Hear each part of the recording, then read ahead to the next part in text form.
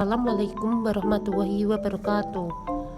Kami dari kelompok 11 akan mempresentasikan hasil diskusi kami yang berjudul produktivitas kerja, yang beranggotakan Askalaili Sabrina dengan NIM 114 dan saya Dewi Islamiyati Najah dengan NIM 115. Poin pertama yang akan kita bahas yaitu mengenai pengertian produktivitas kerja.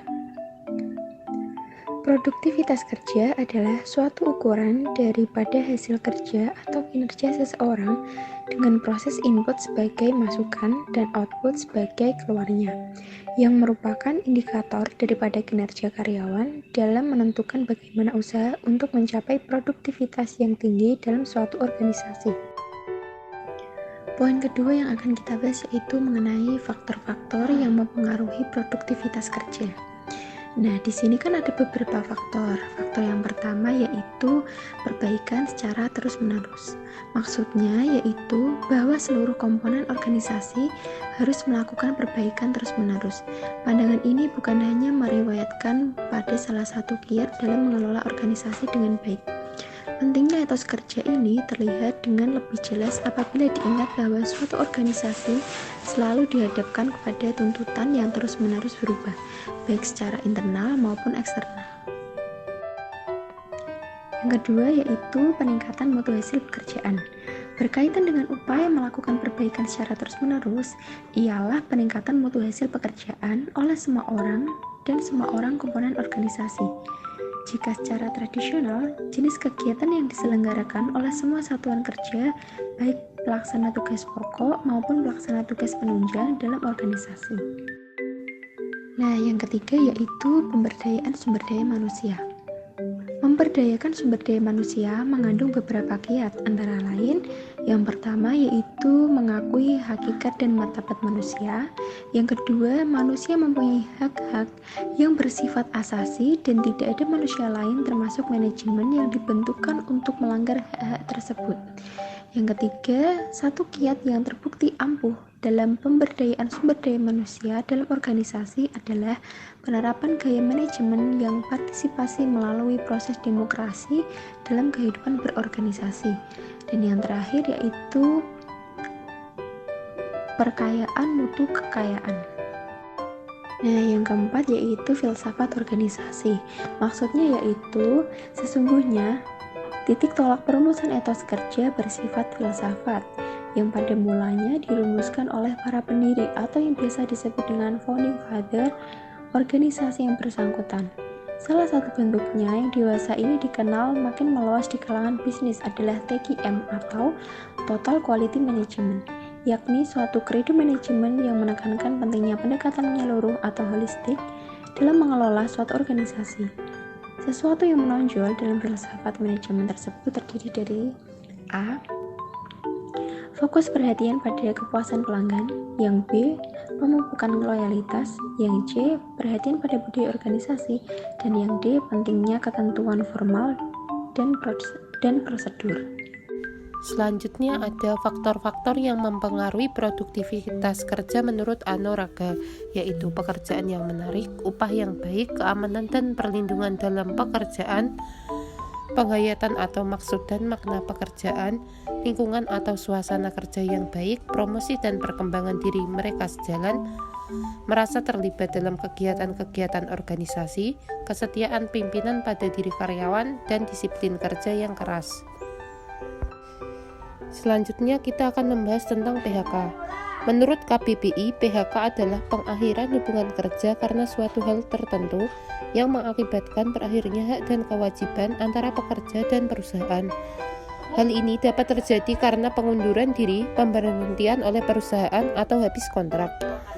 Menurut UU Nomor 13 Tahun 2003 tentang Ketenagakerjaan, pengertian PHK adalah pengakhiran hubungan kerja karena suatu hal tertentu yang mengakibatkan berakhirnya hak dan kewajiban antara pekerja atau buruh dan pengusaha. Dilihat dari relasi hubungan kerja yang putus dapat diklasifikasikan dalam 3 tipe, yaitu tipe pertama, hubungan kerja yang putus demi hukum. Berarti hubungan kerja putus dengan sendirinya, kedua belah pihak bersifat pasif.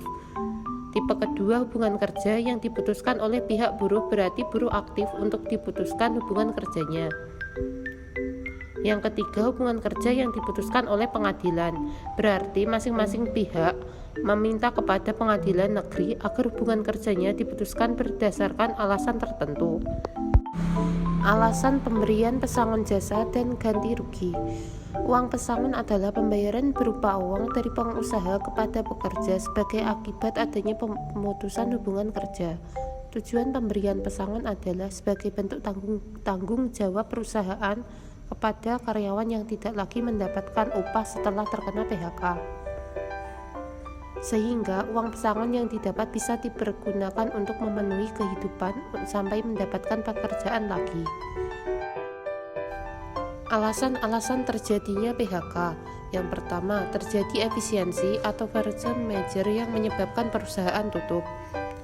Kedua, peleburan, penggabungan, pengambil alihan, pemisahan perusahaan yang menyebabkan karyawan tidak mau meneruskan hubungan kerja. Atau perusahaan yang memutuskan untuk melakukan pemberhentian karyawan. Ketiga, perusahaan mengalami kerugian secara terus-menerus selama 2 tahun. 4. Pekerja mengajukan permohonan PHK dikarenakan perusahaan yang melakukan beberapa hal seperti mengancam, menganiaya, menghina, atau menyuruh karyawan melakukan perbuatan yang dilarang UU. Kedua, perusahaan tidak menjelaskan kewajibannya sesuai yang diperjanjikan atau memberikan pekerjaan yang membahayakannya. Ketiga, tidak memberikan gaji tepat waktu selama 3 bulan berturut-turut.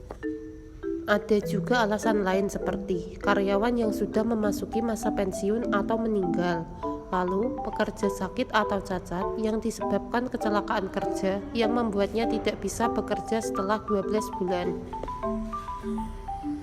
Lalu karyawan tidak bisa bekerja selama 6 bulan karena ditahan dengan dugaan tindak pidana. Lalu pekerja yang melakukan pelanggaran ketentuan perjanjian kerja atau aturan yang berlaku serta sudah diberikan 3 kali peringatan.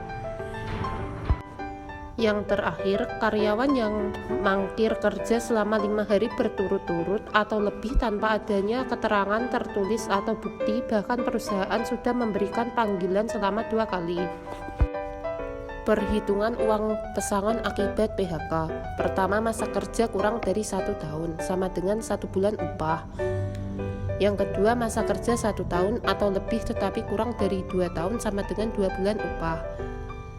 Masa kerja 2 tahun atau lebih tetapi kurang dari 3 tahun sama dengan 3 bulan upah. Masa kerja 3 tahun atau lebih tetapi kurang dari 4 tahun, 4 bulan upah. Masa kerja 4 tahun atau lebih tetapi kurang dari 5 tahun sama dengan 5 bulan upah. Dan seterusnya. Konsekuensi perusahaan apabila tidak membayarkan kompensasi. Perusahaan yang tidak menjalankan kewajibannya dalam membayar kompensasi bagi pekerjanya yang di PHK dapat dijatuhi pidana. Mengingat tindakan ini merupakan tindak pidana kejahatan, Pasal 185 UU 13 tahun 2003 dan UU 11 tahun 2021 menyatakan bahwa pengusaha yang tidak menjalankan kewajiban membayar kompensasi PHK diancam sanksi pidana penjara paling singkat 1 tahun dan paling lama 4 tahun dan atau denda paling sedikit 100 juta dan paling banyak 400 juta. Sekian presentasi dari kelompok kami. Apabila ada yang belum jelas bisa ditanyakan. Terima kasih. Wassalamualaikum warahmatullahi wabarakatuh.